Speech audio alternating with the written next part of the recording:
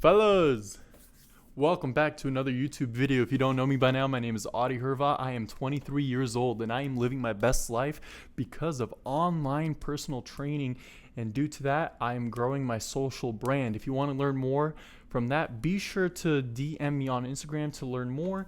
If you want to apply to work with me one-on-one, make sure to use the type form that is going to be in the link below. But better yet, if you want to learn exactly how I've been doing it for free, where I basically give you all the information, all the funneling systems, all the tools that I've used to implement to this day that I'm still implementing, be sure to check out my free community that I just dropped. It is still brand new. It is free, so you have nothing to fucking lose.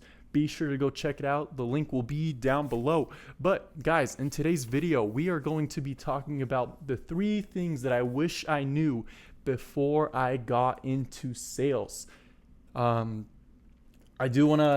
This is really great for people who are just getting into sales, whether it's door-to-door, car sales, pest control, whatever it is, whatever type of sales position it is, whether it's on commission or an hourly plus commission, whatever it is. For my new people that are going into it, I want you guys to learn these things because I wish I knew it before I got into it. I would have made way more money in the beginning. For the people that have been in sales for a while, this is more of like a follow-up for you. Maybe you've never learned this before, so I really hope you take this into consideration as well. But let's get right into it. So guys, the first thing that I wish I knew before I got into sales is to be sure to gain the trust of your clients. As soon as they walk through that door, as soon as they give you a phone call, you're the first one to pick it up, to get that phone up. As soon as that happens, the first point of contact that you make with them, you want to make sure that you gain their trust. So how do you do that? When you pick up the phone, you don't want to sound like an ordinary salesperson. When people are looking for something new, like when they're looking at a car, they see something on the website, they want to call to make sure it's still available so that they can schedule an appointment, whatever it is. You want to make sure when you are picking up that phone call and it's their first time talking to you, you want to make sure you don't sound like the regular scum-ass BS salesperson. You want to make sure when you pick up the phone, you ask, first rule, always ask for their name. Thanks for calling whatever dealership. My name is Adi. Who do I have the pleasure of speaking to today? John. It is an honor to talk to you, sir. What can I help you out with today? Hey man, I'm interested in this phone, in this car. Is it still available? John, like I said, again, my name is Adi Herva. I'd be more than happy to give you that information. And then you start qualifying everything. See if the car is available. If it is, John, great news. Car is still available. Just backed off a deal on it. You want to make it sound a little bit urgent, not too much though. John, great news. Car is still available. We just locked out a deal on it. Or John, great news. Car is still available. When can you come and check it out today? And then that's when you could either deal with an objection or sell the appointment. You want to make sure you try to sell the appointment that day. The person's calling because he wants to see if the car is available. They are interested in it. Yes, they might be looking at different cars. This is where you're going to stand out compared to your competitors. You want to make sure you are sticking out. You want to make sure you gain that person's trust. Whether it's, I'm checking out other cars. I'm going to be in after you in a little bit, or I'm going to go to your dealership in a little bit. I live closer to this one, blah, blah, blah. I don't have time today. I'd be more than happy to come in this weekend. Whatever it is, stuff like that. You want to make sure you're able to gain the trust from that person. So you could say something like, if you really want to make it urgent, you really want to sell that car, you could do this with all your clients, all your phone ups, whatever it is. John, hey, I totally understand. You're calling here for a reason. I want to make sure that I take care of you compared to any other salesperson. This is what I want to do for you, John. Are you free in 30 minutes? Probably going to say, no, I'm still at work, blah, blah, blah. John, if you give me 5 minutes John, I could be at your work in 30 minutes with the car. This way it'll save you time and save me time. We could go on a quick test drive. I just want you to check it out in person. I want to make sure that you like this car. Like I said, I just want to save you time and save me time. Are you free in 30 minutes? When's your lunch? Whatever it is. Oh yeah, they're definitely going to be shocked at first. You could really you do that? You show up to my work so I could check out the car. John, I want to make sure that I'm not just selling you a car today. I want to make sure that I am showing you the best customer service that you deserve, John. How does that sound? Hopefully they say, yeah, for sure. Meet me in 30 minutes. Here's my address, blah, blah, blah. Make sure you write down all their contact info. If not, they say, oh, you don't have to do that, man. Listen, I'd be more than happy to come in, sometime this weekend. John, like I said, I'm definitely going to be here this weekend, but I'm not sure. I don't want to make it sound urgent or anything, but I don't want you to think that the car is going to be here till this weekend. We sell our cars quick, whether they're used or new. We sell them quick. By the looks of this car, with the price that we have it at, with the miles, with the great condition that it's in, I could promise you that this car is going to be sold before this weekend. And then this is where you could kind of make up some BS. I really wouldn't, but then you could say, I know that one of my other coworkers, another salesperson, has an appointment today in 2 hours from now. That's why I want to show up 30 minutes to you so that if you really love the car, we could get a deposit going and then run numbers after. How does that sound? Make sure you're always trying to gain trust from that person. You want them to know that you will go far and beyond, not just to make a sale, but to create that genuine connection with the person. This is the first tip. Make sure you are gaining the trust from your client. That way, when the numbers come up, they know that you took care of them. You don't have to discount anything. You don't have to do any of that BS. You already gained the trust from that person. You went far and beyond. You gave them all the information that they needed. And now it's an easy sale. It is so hard to not get a sale. You have to fuck up so bad if you don't get that sale if they've gained your trust already. Number 2, you want to make sure you are giving all the information possible on that car. Basically, it's not just product knowledge, but you want to make sure you're giving more than just the product knowledge. When you are giving as much information as possible, it shows the client you actually care about them. Back to the trust thing. It shows them that you actually care about them. You know a lot about the car. Let's retrace. As a salesperson, your job is to be the problem solver. Your client's coming in to resolve a problem, whether it's just wanting a new car, a bigger car, a smaller car, get a better gas mileage, whatever it is. You are the problem solver. You are the one that's going to have to find all this information and give the information to that client. So make sure you are asking as many questions as possible and giving all the information that they need. This is going to help you make tons of money when you are in sales. You want to create that deep connection with them. As soon as you figure out what their problem is, you are going to do all the research as possible that's going to show them how this car or how this product is going to resolve their issue. This is going to show them exactly what this car can do and how it's going to help them solve their problem. So back to my second tip. You want to make sure that you are giving all the information possible. This is how you're going to not only gain their trust, but sell that car right away. If you stick out like a sore thumb, if you stick out better than all the other competitors, better than your coworkers, better than the other car dealerships that are right next to you, those people are going to buy that car from you right away. If you give them all the information, whether it's the gas mileage, the horsepower, whatever it is that they're interested in, if you give all that information to them, they're going to feel safe, they're going to feel secure, they're going to feel like they could actually trust you, and boom, you got yourself a car deal or any type of product deal. And then number 3, this is my favorite. You want to make sure that you know how to deal with complaints or objections. Obviously, you can give as much information as possible. You could give as much care as possible. You could have that person trust you 100%, but they're going to still try effing you over when the numbers finally come out. They're either going to want a discount, they're either going to want to add floor mats, whatever it is. They're going to want to add, they're going to want to add a couple more things or decrease the selling price of the product.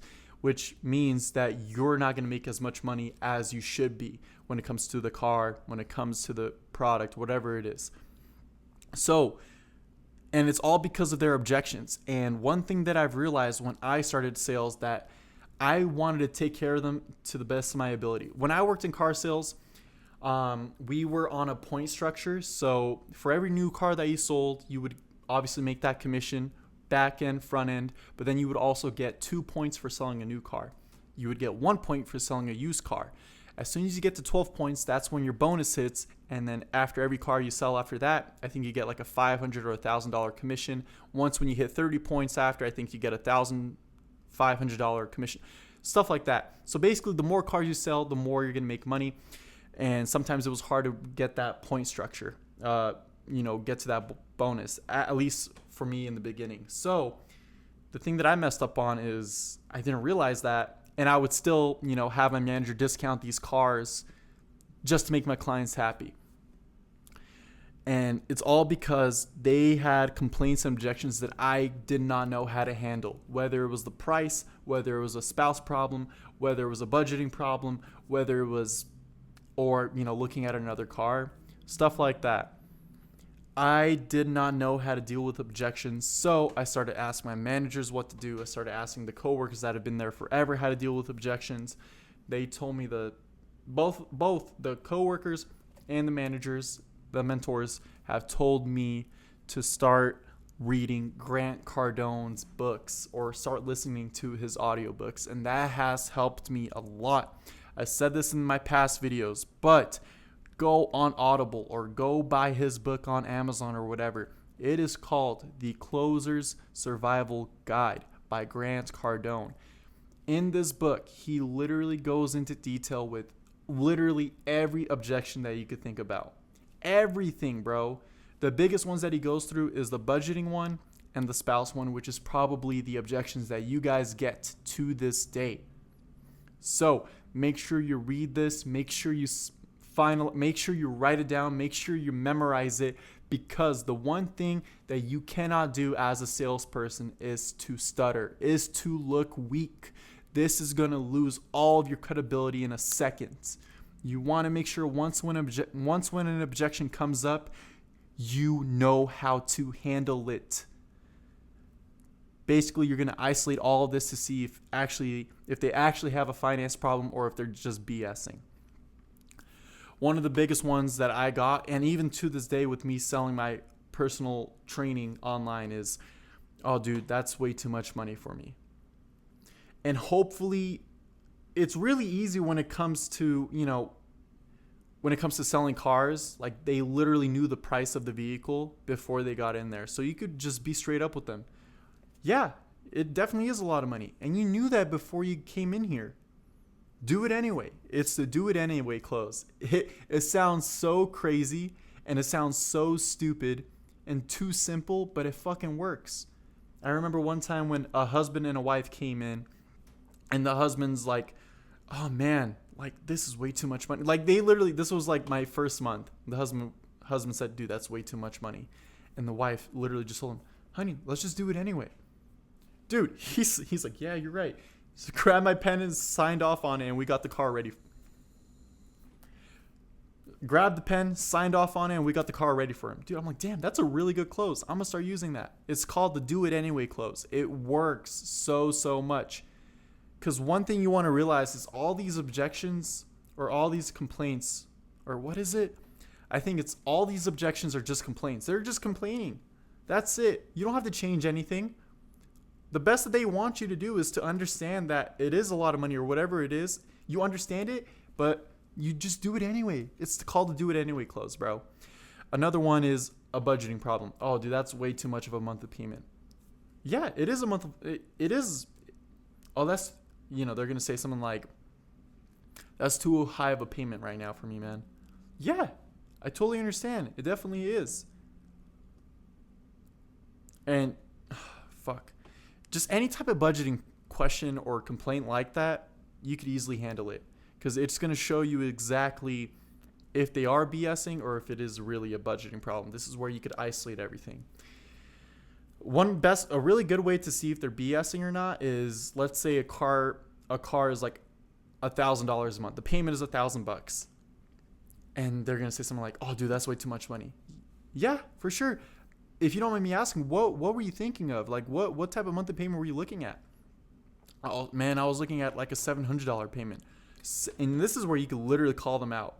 It's way easier to call them out on their BS or situation if you've gained their trust beforehand, so that they think, or so that they know, like, it's just more comforting for both you and them to call them out. $700, John, where'd you get $700 from? Or something like, $700, John, I'm gonna be honest with you, man. Like, I'd buy the car if it was a $700 payment. Where'd you get $700 from?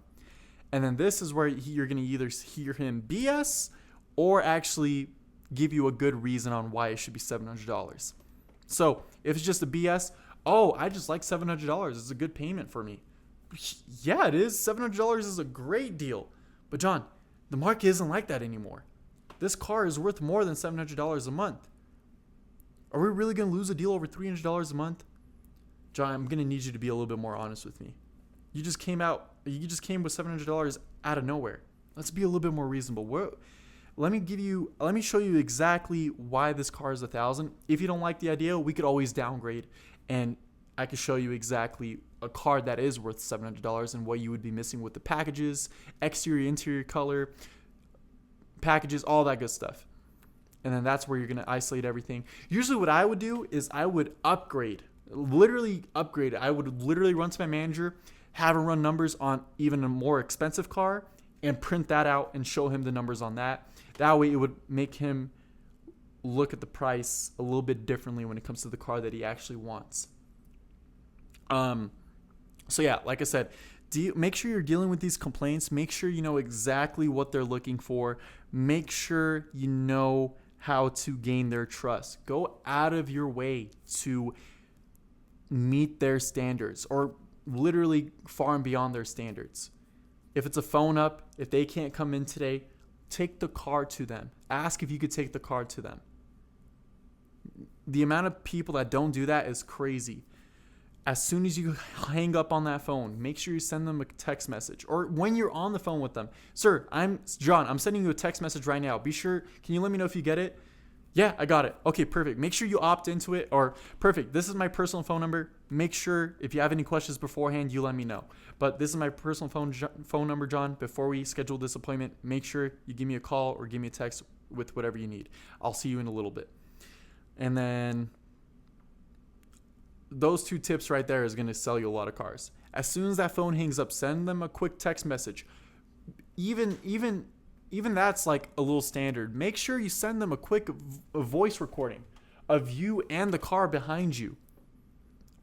Just record yourself really quick. Just a quick introduction. "Hey John, this is Audie. We just talked over the phone. Just wanted to put a face to the name. I can't wait to see you later today. I'm going to go ahead and get the car ready," which is right behind me. "It's all washed up, ready for you to come in today, ready for me to take to you. I can't wait to see you in person." Send that to them, bro. That video goes a long way. They know who they're going to see. They know what the car actually is going to look like. Like, it goes far and beyond. And it gives them more trust in you. Like, no salesperson does that, dude. No one. It's crazy.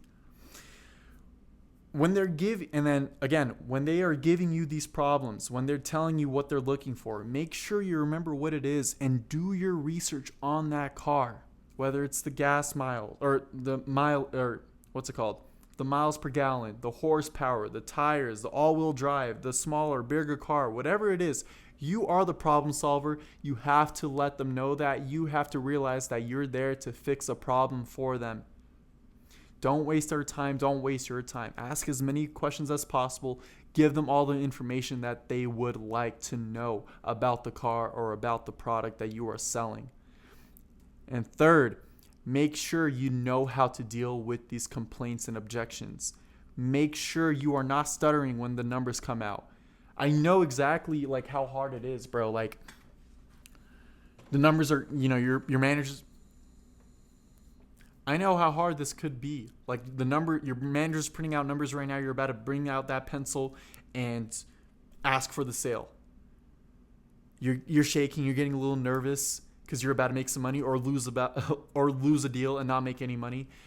Calm down, bro. Make sure that you are calm. Make sure that you have a quick little habit or something that's gonna make you a sale. What I would do is right before those numbers, once when my manager printed out those numbers, I would literally go to the bathroom, clean my hands with soap, and I would wash my hands with soap and wash my face really quick. Obviously dry off after, before I go out present numbers. It's literally a small little habit that I would do, and it's kind of like a good luck charm. Like every time that I would do that, I would make a sale.